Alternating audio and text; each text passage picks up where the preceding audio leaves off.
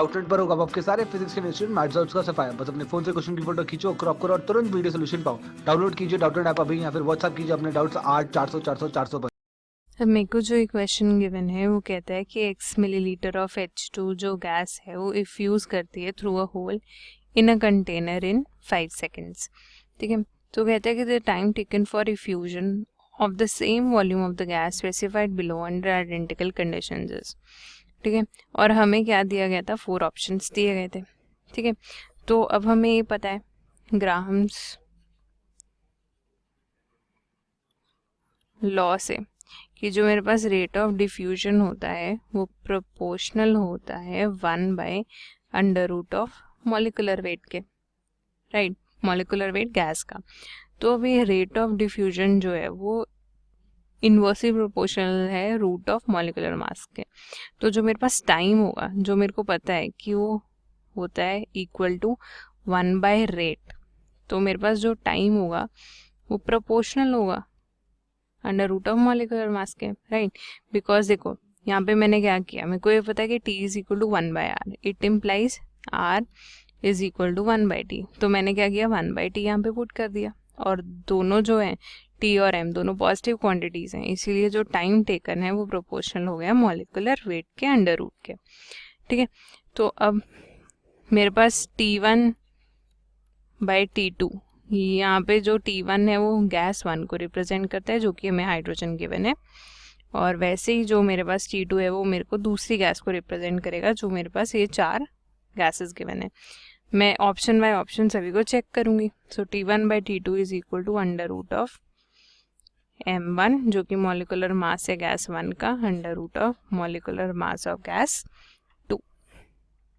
ठीक है, तो अब हम ऑप्शन बाय ऑप्शन चेक करते हैं। हमें बताना क्या है, हमें ये बताना है कि time taken for effusion of the same volume of the gas specified below under identical conditions, right. ठीक है, तो हमें बताना है कि कौन सा टाइम टेकन होगा same volume of the gas के लिए जो भी हमें स्पेसिफाइड है। ठीक है, तो अब हम पहला ऑप्शन देखते हैं। पहला ऑप्शन हमें क्या कहता है, पहला ऑप्शन कहता है 10 सेकेंड्स फॉर हीलियम। ठीक है, तो अगर हम देखें जो हमें T1 गिवन था वो 5 सेकेंड्स था, राइट, किसके लिए, फॉर H2। ठीक है, तो उसका जो मॉलिकुलर वेट है वो कितना है, 2, और वैसे ही हीलियम जो है वो उसका मॉलिकुलर वेट कितना है, 4, और ये मेरे को टाइम निकालना है। तो टाइम देखने मेरे को कि सेम आना चाहिए, तो यहाँ पे 5/T, यहाँ पे क्या आएगा 1/2 का √।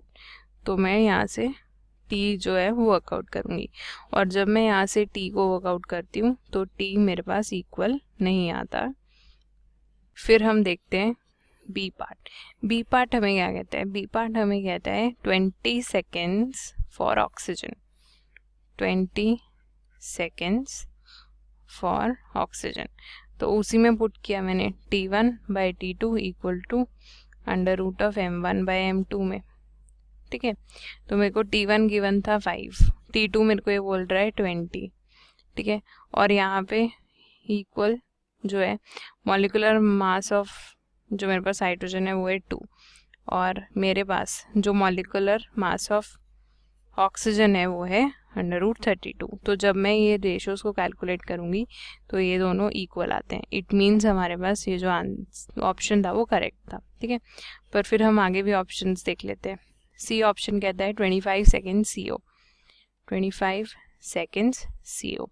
तो हम इसको भी पुट करके देखते हैं, तो ये क्या आएगा 5 बाय टाइम इसने कहा 25, ये इक्वल होना चाहिए किसके, √ऑफ 2 अपॉन √ऑफ 28 के, जो इसका क्या है मॉलिकुलर मास है। बट ये दोनों रेशोज इक्वल नहीं आते हैं दोबारा से। ठीक है, फिर वैसे ही डी ऑप्शन हमें गिवन था 55 second CO2, 55 seconds for CO2। ठीक है, तो ये आएगा 5/55 जो कि हमें 55 सेकेंड्स गिवन थे, और दिस इज इक्वल टू √ऑफ 2 जो कि हाइड्रोजन का मास है, और अपॉन √ऑफ 44 जो कि मॉलिकुलर वेट ऑफ CO2 है। तो जब हम इस रेशो को देखते हैं ये रेशो भी जो है वो इक्वल नहीं है। ठीक है, तो इसीलिए हमारे पास सिर्फ एक ही रेशो इक्वल था, वो था ऑप्शन बी। ठीक है, तो यहाँ पर हमारा राइट आंसर है ऑप्शन